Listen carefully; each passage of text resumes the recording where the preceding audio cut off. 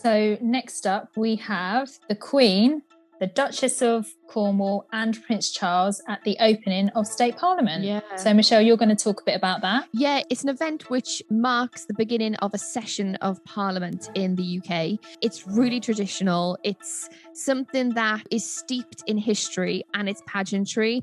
The Queen has no authority in changing laws within Parliament. She has the sovereignty and the monarchy, and that is a symbol of why they're all there in the Houses of Commons and Lords. So the speech from the throne would be handed to the Queen for her to read, but she does not have any say.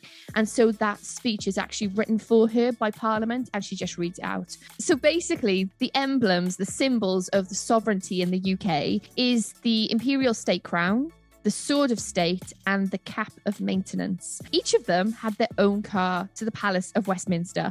And can I just say, being a working class girl from the UK, I've never heard of the Houses of Parliament being called the Palace of Westminster until I realised it's actually called the Palace of Westminster. And that is just something that people like me call it.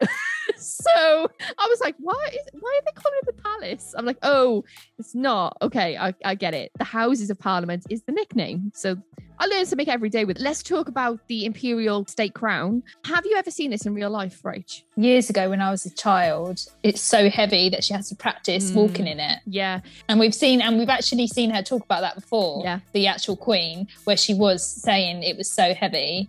But yeah, tell us more about that. Well, it's over 1 kilogram in weight. It's got 2,901 precious stones, including the Cullinan 2 cushion cut brilliant diamond, which is, get this, 317.4 carats. Ooh. It also includes the St. Edward's sapphire, the Stuart sapphire, and the Black Prince's ruby. I've seen this at the Tower of London. I'm not kidding. It just takes your breath away. It's absolutely unbelievable. It's something that when I saw it on TV still is just as impressive as you could ever imagine. But it is the only time when the Queen will wear the Imperial state crown. So it's like it's had its little outing. So after the state opening,